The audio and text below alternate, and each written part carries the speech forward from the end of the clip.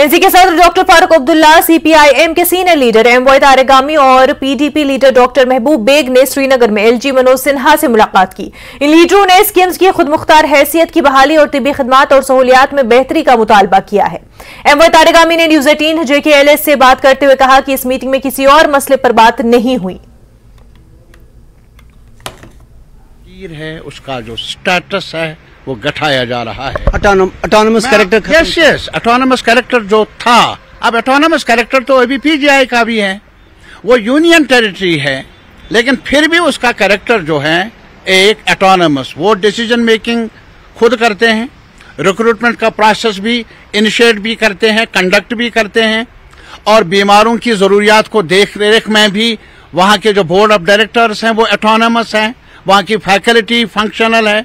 तो कहने का ये मतलब है कि ये सिर्फ जम्मू कश्मीर में ही नहीं था इदारा जिसे एटॉनमी कुछ एटॉनमी मिली थी, बल्कि अब भी कई इदारे यहाँ बगल में ही जो एटॉनमस हैं और अच्छी खिदमत कर रहे हैं गरीबों की, बीमारों की। तो इस वजह से इसको क्यों आँच आई, ये जानने की जरूरत थी, और हमने लेफ्टिनेंट जनरल साहब की नोटिस में ये मसला लाया, अपना कंसर्न लाया। और इसके अलावा जो आज भी आप देख लीजिए, पिछले 7 साल से कोई रिक्रूटमेंट नहीं, और इसके अलावा लगभग 50% जो नर्सिंग पैरामेडिक्स हैं, पेशेंट केयर कहाँ, वो तो नर्सेज करती है ना, 50% जगहें खाली हैं।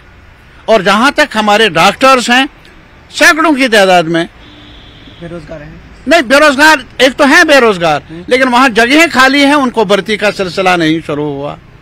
ये आप देख लीजिए हालत क्या है। आपको लगता है ऑटोनमस कैरेक्टर छीना गया, इस वजह से ऐसा होता है? हालांकि ये तो नहीं, मैं इसलिए अर्ज कर लूंगा, सिर्फ ऑटोनमस कैरेक्टर छीनने की वजह से ही वहां की जो वैकेंसी उनकी भर्ती नहीं की गई, बल्कि मैं कहूंगा पिछले 7 साल से कोई भर्ती हुई नहीं।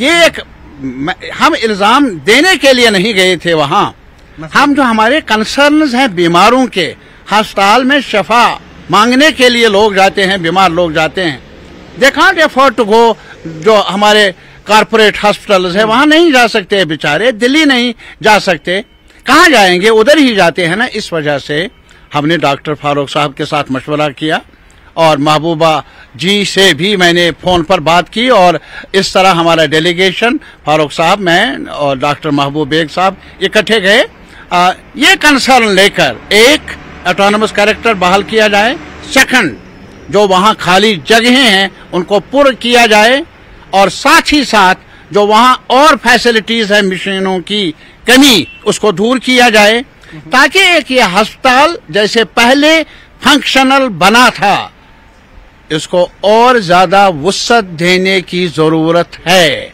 जवाब क्या मिला? पॉजिटिव इस लिहाज से उन्होंने मेमोरेंडम पढ़ा भी और कहा भी हमें, हम जायजा लेंगे और हम हत्तुल इम्कान जो भी मुमकिन है, मुमकिनात के हदूद के अंदर कोशिश कर लेंगे कि इन कमियों को दूर किया जाएगा। हमने ये भी सवाल किया वहाँ इस इंस्टीट्यूशन में भी, जो कैंसर पेशेंट्स का केयर का सवाल है, उसमें भी कमी है मशीनों की, और हमने ये भी मुतालबा किया, चूंकि ये बीमारी ज्यादा खतरनाक है, जम्मू में भी कश्मीर में भी दोनों जगहों पर अलग अलग इंस्टीट्यूट कायम करने की तरफ प्रायोरिटी पर कदम उठाने चाहिए। कैंसर इंस्टीट्यूट सेपरेट, जैसे वो टाटा मेमोरियल के तर्ज पर, ताकि यहाँ से हमारे कैंसर पेशेंट्स को दूर दराज इलाकों में जाना न पड़े। दे कांट, गरीब हैं, they can't afford it, they should not die, उनको ट्रीटमेंट मिलना चाहिए, और ये सरकार की जिम्मेदारी बन जाती है, हम सब की जिम्मेदारी बन जाती है। ठीक है साहब, ये तो आ गया समझ में। मेन मुद्दा ये है, ऐसा तो हो नहीं सकता कि तारिगामी साहब जाएं, डॉक्टर फारूक अब्दुल्ला जाएं और बाकी कोई बात ना हो। नहीं, आज ये दर्द दिल की बात यार, और भी दर्द दिल है यहाँ। नहीं, आज यही दर्द लेकर गए थे हम, और अगर ये दर्द, इस दर्द को शिफा मिले कहीं पर, शेयर किया जाए, यही हमने दरख्वास्त की है लेफ्टिनेंट गवर्नर साहब से। ये दर्द है, हम जम्मू का अस्पताल भी बेहतर नहीं है, उसकी तरफ भी ध्यान दिया जाना चाहिए। हमने ये भी कहा है कि यहाँ अभी SMHS है, वहाँ भी कमियां हैं, वैकेंसीज हैं। हमने ये भी जो बोन जॉइंट्स हॉस्पिटल एक ही है हमारे पास, और उसमें भी जो वहाँ बिल्डिंग्स की फैसिलिटीज आगजनी की वजह से सैलाब की वजह से काफी नुकसान हुआ है, उसमें भी सूरत पैदा की जाए, ये हमने मांगे की है। आज दर्द को बांटने के लिए गए। श्रीनगर पुलिस ने कल महजूर नगर में एक हनी ट्रैप गैंग का पर्दाफाश किया। ये गैंग अपने शिकार लोगों को फंसाने में माहिर है। एसपी साउथ ने कहा कि इस मामले की तफसीलात उन्होंने बताई और इस मामले में एक फर्जी पुलिस एहलकार, फर्जी रिपोर्टर और एक फर्जी क्राइम ब्रांच अफसर को गिरफ्तार किया गया। मुलजिमीन के पास से कुछ मोबाइल फोन, माइक और शनाख्ती कार्ड भी बरामद हुए हैं। पुलिस इस मामले में मजीद जांच कर रही है। कल एक इन्फॉर्मेशन आई थी कि जो कंप्लेनेंट उसने बोला कि एक गैंग है जो उनको कैसे भी फेसबुक से, इंस्टाग्राम से पहले फ्रेंड रिक्वेस्ट भेजता है, फिर उनसे बातचीत करके काफ़ी लंबे टाइम बाद उनको बुलाता है। तो जब हमारा कंप्लेनेंट ऐसे ही एक लड़की जो उसने काफ़ी पहले 1 या 2 साल से उससे फेसबुक, इंस्टाग्राम पे दोस्ती की, जब उससे बातचीत होती रही तो उसे कल मिलने के लिए उसको बुलाया। तो जब वो उससे मिलने पहुंचा तो उसके बगल वाले रूम में एक फेक जर्नलिस्ट, मीडिया पर्सन, एक फेक पुलिस पर्सनल, वो पहले से वहाँ मौजूद थे। सडनली कंप्लेंट ने बताया कि जैसे कुछ ही देर में दरवाजे पे नॉक हुई और एक फेक मीडिया पर्सन ने एंट्री ली। उसने बोला कि आप यहाँ क्या कर रहे हो, ये मैं आपको करूँगा, मैं पुलिस को बुलाऊंगा। उसके कुछ ही देर में पुलिस, जो फेक पुलिस पर्सनल से उन्होंने एंट्री ली, उन्होंने बोला कि आप यहाँ ये कर रहे हो, आप पे केस होगा। और सडनली उसके बाद ही एक जो लेडी है मसरत जिसका नाम है, वो crime branch as a posing as a personal of crime branch, उसने सडनली एंट्री ली। उसने बोला कि आप यहाँ गलत कर रहे हो, आप पे केस होगा। एंड फिर उसने बोला कि अब मैं क्या करूँ। फिर उसने टू सेटल द केस उसने बोला कि हमें कुछ पैसे दो। She blackmail and extorted some money. तो इसी बहाने पहले उससे चेक लिया एक। जब चेक ले लिया तो उससे बोला कि चेक से नहीं होगा, हमें कुछ और पैसा चाहिए। तो फिर उसने कुछ पैसे अपने दोस्त के थ्रू ट्रांसफर कराए। जब उससे भी नहीं हुआ तो उसके पास कुछ कैश डला हुआ था, तो उन्होंने कहा कि जो आपके पास कैश है वो भी दे दो।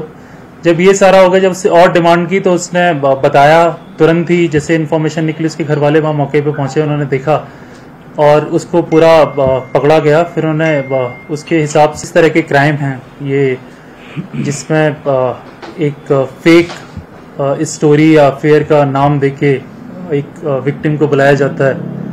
फिर उसके बाद फेक पर्सनल जाके उसको ब्लैकमेल करते हैं और पूरा गैंग अरेस्ट हुआ है। अभी इन्वेस्टिगेशन चल रही है, बाकी जो भी निकल के आएगा उसके बारे में आपको अपडेट किया जाएगा। पाकिस्तान के सूबे सिंध में एक हिंदू ताजिर की 3 बेटियों की मुस्लिम मर्दों से मुबैना शादी का वाकया सामने आया। बताया गया है कि लड़कियों का पहले अगवा किया गया, उन्हें जबरदस्ती इस्लाम कबूल कराया गया है। पाकिस्तान रिपोर्टर इत्तेहाद ने बताया कि यह वाकया सिंध के इलाके घोटकी में आने वाले धड़की में पेश आया है। हिंदू ताजिर लीलाराम की बेटियां चांदनी, रोशनी और प्रमेश कुमारी की ये तस्वीरें हैं। अक़लियतों के लिए काम करने वालों का कहना है कि पाकिस्तानी हुकूमत ऐसी जबरी मजहबी तब्दीलियों पर खामोश तमाशाई बनी हुई है।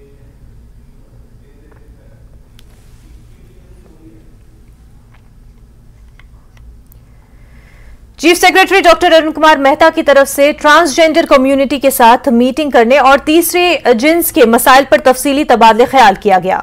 इस मीटिंग के 2 दिन बाद LGBTQ+ कम्युनिटी के कुछ मेंबरों ने जम्मू कश्मीर हाई कोर्ट में पिटीशन दायर की है। इस मामले पर समाअत अगस्त में होगी। LGBTQ+ कम्युनिटी के नुमाइंदे शोएब खान ने न्यूज 18 से बात की। उन्होंने कहा कि वो chief secretary doctor Arun Kumar Mehta के पहल से उन्हें काफी उम्मीदें हैं। उन्होंने अदालती निजाम पर इत्मीनान का इजहार किया और इंसाफ मिलने का भी यकीन जाहिर किया। नाजरीन, आपने देखा होगा कि हाल ही में चीफ सेक्रेटरी अरुण कुमार मेहता ने एक बैठक बुलाई थी जिसमें उन्होंने थर्ड जेंडर के इश्यूज को लेकर एक ब्रीफ डिस्कशन किया था। कई सारे स्टेक होल्डर्स भी थे उसमें, और आज कुछ दिनों पहले ही एक प्ली भी जो है, एक PIL जो है, वो एक यहाँ कश्मीर के हाई कोर्ट में डाली गई थी। मजीद बात करते हैं शोएब खान से और जानते हैं कि इस वक्त क्या स्टेटस है उस प्ली का। हमसे जुड़ने के लिए बहुत शुक्रिया आपका। पहले ये बताएं कि आपने देखा होगा भी जो chief secretary mister Arun Kumar Mehta है, उन्होंने एक बैठक बुलाई थी जिसमें उन्होंने थर्ड जेंडर कम्युनिटी को बुलाया था और कई सारे इश्यूज को डिस्कस किया था। So well, it's so unfortunate right now that I feel that हमें तो information भी नहीं दी गई थी as a prominent part of the community, and this meeting was held by this Chief Secretary Arun Kumar Mehta, and he must have invited the welfare, the chairperson of this welfare, who is a heterosexual person who is heading the trans community, which is very unfortunate, because unless and until you are not the part of the community, you will not be able to decide on their behalf. So I don't know what that meeting was all about, but as per sources we got to know about this, and we have heard that they have discussed that the government will be compliant about lot of issues, and वो हमें हिस्सा देंगे पंचायती elections में, और ऐसे बहुत सारे reservations हैं जिनमें हमें जोड़े रखेंगे. सो उस पे मेरा कहना ये है कि पंचायती इलेक्शंस और बाकी सब चीज़ें बहुत दूर की हैं, तो हमें तो अभी ये फोकस करना है कि we are deprived from the basic human rights. So we should be focusing on that, and I'd request our Chief Secretary through this medium that if he's listening, please conclude and include हमारे community members who have been suffering from so long. A person who is a heterosexual cannot decide on our behalf, and that's what all I can say about this meeting. अच्छा, ये बताएं कि अभी कुछ time पहले एक petition file किया गया था हाई कोर्ट की तरफ से, और उसमें भी यही मेंशन किया गया था कि जितने भी बेसिक राइट्स हैं एटलीस्ट वो इंक्लूड कर लिए जाएं, जैसे ड्राइविंग लाइसेंस की बात होती है या जितने भी बेसिक राइट्स हैं एटलीस्ट. तो उस केस को कैसे देख रहे हैं आप, और उसका स्टेटस क्या है अभी उस केस का?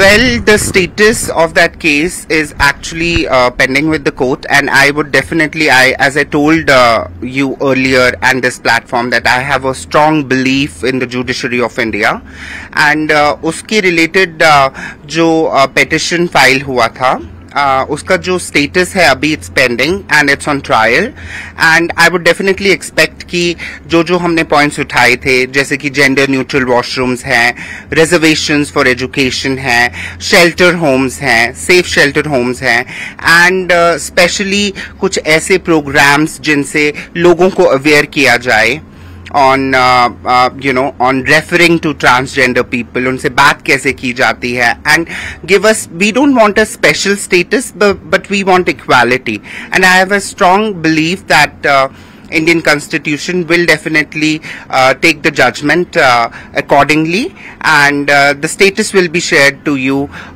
with on next hearing, whenever it will be. Shoaib, ये बताएं कि अभी जो ये मीटिंग हुई थी 2 दिन पहले जो चीफ सेक्रेटरी ने हेल्ड की थी, उसमें उन्होंने एक नंबर मेंशन किया था that there are more than 4000 transgenders right now in the society. तो कहाँ स्टैंड करते हैं वो इस वक्त? मैं ये कहती हूँ कि I don't believe on numbers, क्योंकि हमें कभी भी वो प्लेटफॉर्म ही नहीं दिया गया खुद से बाहर आके अपने आप को रजिस्टर्ड करने का. आज भी अगर देखा जाए तो as per this government transgender certificate we have to undergo through a doctor's certification that what gender we belong, and that is a very saddening part, and बहुत ही मुश्किल है वो चीज, और अच्छी भी नहीं है, क्योंकि जो इंसान है उसको बाहर आने के लिए आपको वो प्लेटफॉर्म देना पड़ेगा ताकि रजिस्टर्ड हों transgenders, because there will be many people who are not registered because of social pressure, या फिर फैमिली का प्रेशर रहता है, या फ्रेंड्स का प्रेशर रहता है, गवर्नमेंट का प्रेशर रहता है, तो they don't want to go under that harassment. तो इस वजह से जो नंबर्स हैं वो 400 हों या 4000 हों, a single life can matter. So I would request ki, through this medium that there should be changes, and severe changes in the overall progress of, registering of a transgender and getting a certificate, getting an identity proof, and that's what I would say about this.